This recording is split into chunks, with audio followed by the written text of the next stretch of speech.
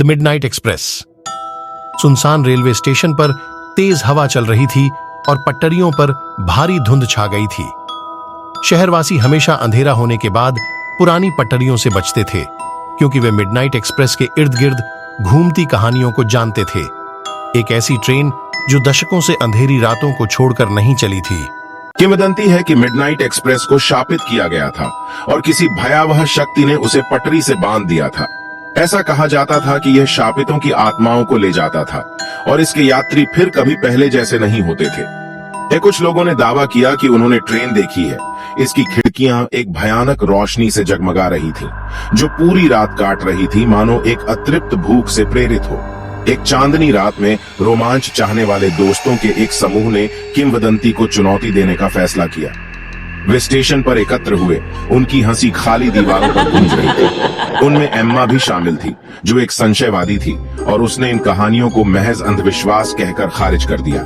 जैसे ही घड़ी में आधी रात हुई, हवा ठंडी हो गई और स्टेशन पर एक बेचैन कर देने वाला सन्नाटा छा गया। समूह की बहादुरी कम हो गई। उसकी जगह घबराई हुई निगाहों ने ले ली।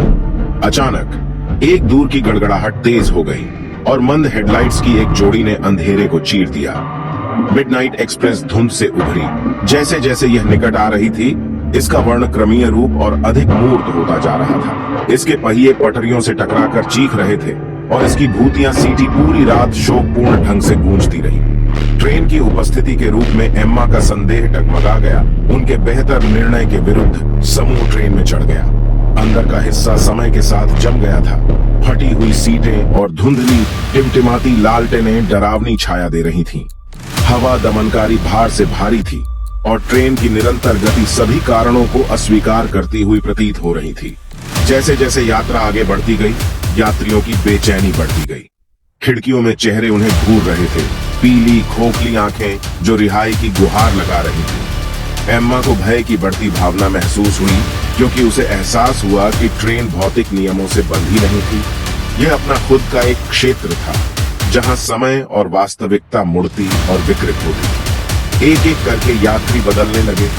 उनकी हंसी सिसकियों में बदल गई और उनके चेहरे पीड़ा से विकृत हो गए।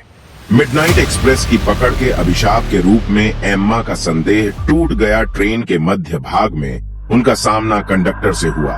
खोखली आंखों और फटी हुई वर्दी वाला एक क्रोधी व्यक्ति। उनकी आवाज में एक शोकपूर्ण धुन थी।